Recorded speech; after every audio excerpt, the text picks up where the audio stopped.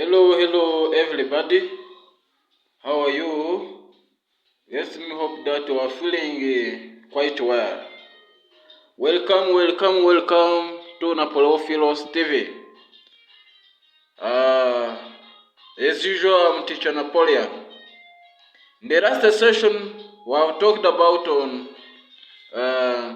different methods of colonial conquest in Africa. Right now, we are going to continue with colonial systems of administration. In these colonial systems of administration, we shall focus on indirect rule by the British, assimilation by the French, direct rule by the Germans. For the purpose of this course of today, we are going to focus mainly on indirect rule by the British. Next day, we shall talk about on the remain colonial system of administration. Okay, now let's begin with the indirect rule by the British. It was a system under which the Europeans recognized existing African political system and used it to rule over the colonies. In this system of administration, African local kings and chiefs were allowed to maintain their positions as administrators. However, they were under the supervision of the British. The British made new policies and decisions which were implemented by the African local leaders. It should be noted that under indirect rule, African political and social institutions were retained by the colonial masters. There are different reasons why the British used indirect rule. Number one, it was economically cheap. The British wanted to avoid the payment of high salaries to white staff and administrators in their colonies. The British lacked enough manpower to administer all their colonies in Africa. This is the second one.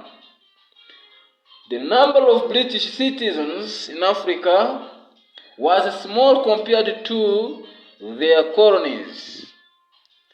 The British had no alternative but to use African chiefs.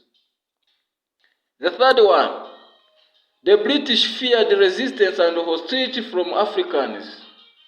Here, they wanted to avoid the rebellions that would come after overthrowing the local African kings from the power.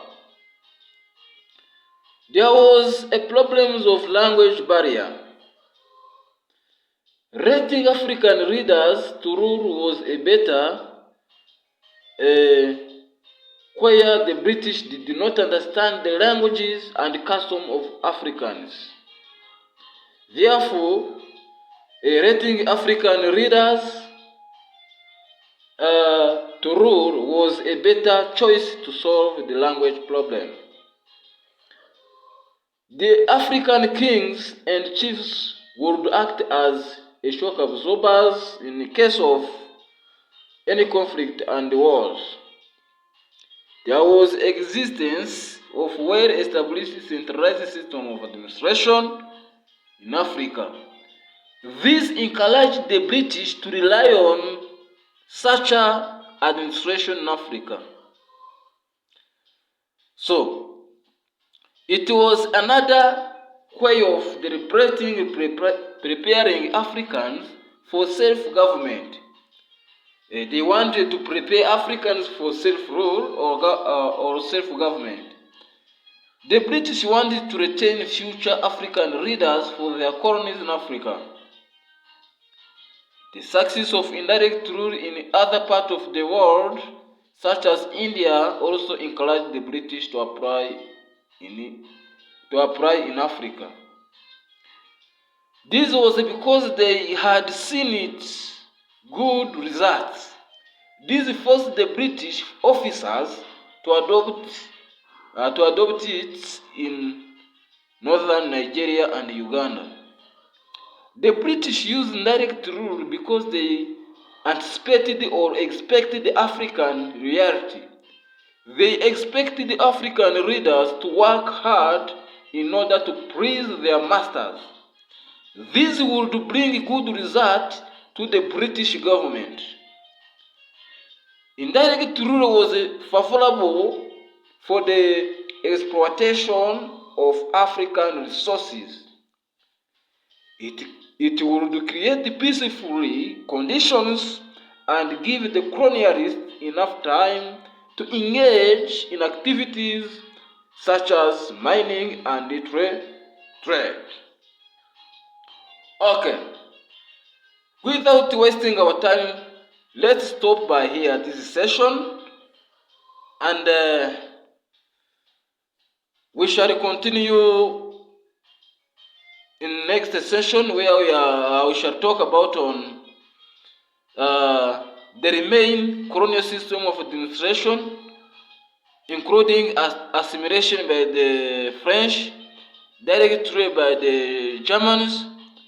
Then it will be a time for closing this topic of colonial systems of administration. Thank you very much, our followers. Enjoy the course.